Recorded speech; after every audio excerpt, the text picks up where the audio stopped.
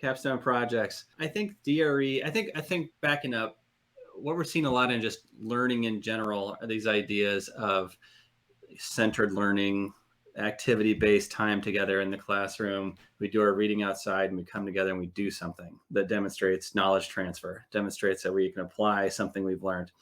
And I think that is a wonderful practice to carry over within religious education, almost like the flipped classroom model. But in this sense, we're talking about at the ends of lessons, perhaps, or units, or even the end of a year, to do something that really puts activity and creativity at the center. And a lot of times we call that a capstone project, particularly in academic circles. But just coming up with something that really takes into consideration what were some primary themes that were discussed throughout the whatever the period is that we're doing this capstone for, but finding a creative outlet for people to express their knowledge transfer, I think, is so important. And it's important because people, as we know, learn through doing things also. And we see a lot of that in confirmation with regards to service.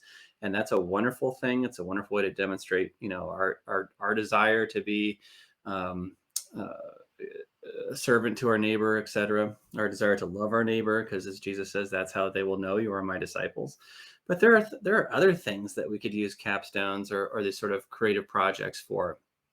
And, to demonstrate our understanding of the creed, for example, could we do some kind of artistic rendering of the Trinity, our own version? We don't have to keep borrowing from St. Patrick and go with the shamrock, although you should check out our Catechist stream episode about that. But what could we create that can help symbolize our understanding of the Trinity? What can we create that can symbolize our understanding of the church? And perhaps it's actually building, making something, crafting something.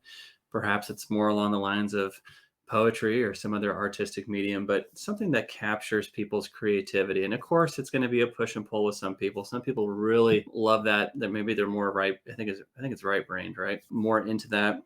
Some people have to push along, but to knowing that we have in front of us always diverse ways that people learn, I just think the capstone makes a lot of sense for a lot of reasons. Another way to look at your catechetical year is, how can I spice it up?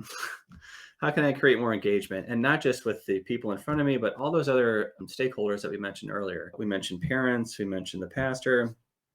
So one of the ways we could do that is through some kind of intergenerational event, which could also be used as some kind of capstone opportunity, but a way to bring families together to do some summary type learning, kind of allow children perhaps to teach their parents about a unit theme or something along those lines. So there are lots of models and lots of sort of ways to do intergenerational catechesis, but kind of culminating events. How can we bring parish families and folks together to learn and to celebrate what they've learned?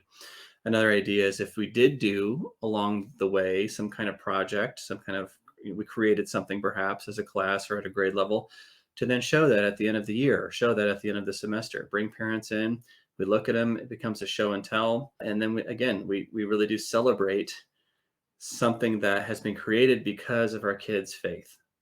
And hopefully they go from creating wonderful little things in RE class to creating a wonderful world for everybody else to live in because of their faith.